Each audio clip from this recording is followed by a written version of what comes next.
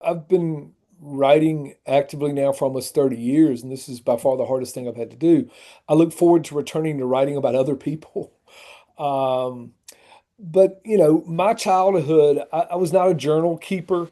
My childhood, as I began to recollect it and try to write scenes, came back to me in flashes. It came back to me in shards of language. And to write this memoir, I had to go report it out. You mentioned violence, early in the book. I won't give the whole, but early in the book, someone dies on the floor of my parents' bedroom. And so instead of depending upon my memory of that moment, I went looking for the sheriff's report. In a later part in the book, someone dies on the road not far from our house. Um, my colleague, Katie King, who helped me research this book, found the old GBI, Georgia Bureau of Investigation report on that. So I was able to see blood-soaked mattresses and burned out cars, and I was able to go back to that moment. So for me, this book was to make sense of that violence and to turn that violence into narrative was to combine my memories with library and or other archival research to check my memory and amplify that moment to turn it into a scene from just a flash. One realization I made reading in advance of writing this book was that I was trotting a path that others far more talented than me that had already trod before, and that's Willie Morris with North Toward Home. Willie Morris, a native of Mississippi, claiming in a way New York City is his new home. Will D. Campbell from small town Mississippi, South Mississippi, writing about home and learning to love a place full of complicated and contradictory people.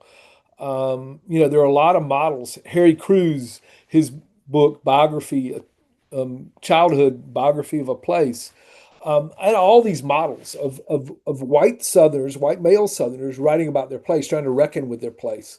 So whatever I did was based on, what I learned from them and a multitude of others. This idea of reckoning with the South and making sense of its past and how it imprints on you. Even in my book, I distill that down to the lost cause is like a haint in my life that I couldn't shake. Um, so I think Southerners live with both those stories in their head. They live with the story of what's going on in the present day, but the past is always sneaking up on us. And if you're going to write about this place, you're going to write about your life with some degree of honesty, which is certainly what I tried to do. You got to hold both those ideas in your head. Whatever the past has to say and whatever your present tells you. Is to talk about the origins of this book. Like when my agent David Black first sold this book, he sold a book about my relationship to restaurants as second homes. The thing I realized writing this book and how I got to this better book is that I'd never reckoned with and never written about why I left my home in the first place. Why did I need a second home? Why did I quit my original home, the place I grew up? So for me, food was an escape from a house that was at times loving and at times treacherous. And there was a barbecue joint about a mile up the road called Old Clinton Barbecue. And I could pedal my Schwinn lemon peeler bicycle.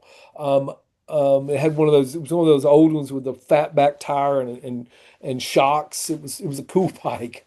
Um, but I could pedal my Schwinn lemon peeler to that barbecue joint a mile up the road, and there was smoke pouring out of the chimney and there was sawdust on the floor, and my family had a kind of quasi charge account, and I could go up there and get a barbecue sandwich and a Brunswick stew and a Mountain Dew. And that was joy for me. That was joy. And I came to love restaurants in part because of that, in part because my mother and father lived in small town Georgia, but they had aspirations of living in the big city or at least belonging in the big city. So as a boy, we would haul up to Atlanta and go eat in fancy pants restaurants in Atlanta. And that was also part of my serial love affair with food.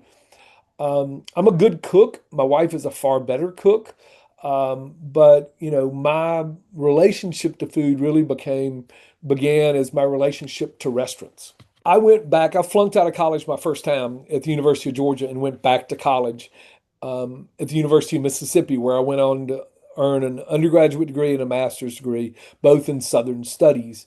So, doing that work, reading about the South, it's a multidisciplinary, interdisciplinary program. So, I read works of literature, I read about music culture, I read about politics, I read about art, and I realized that, if you're going to understand the South, there are a lot of ways to approach it. You could study the music of the South, you could study the religions of the South, or you could use food as this totem of people and place. And for me, it became that. So I could study my barbecue joint down the road and make sense of the larger story of the South in that same way. So that's how it came to me.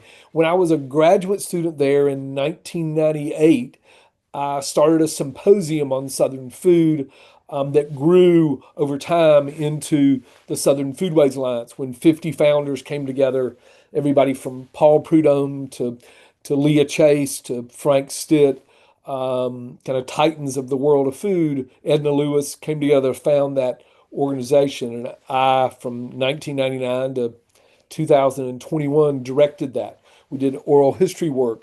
That organization still does oral history work, make films, publishes a journal and a podcast called Gravy.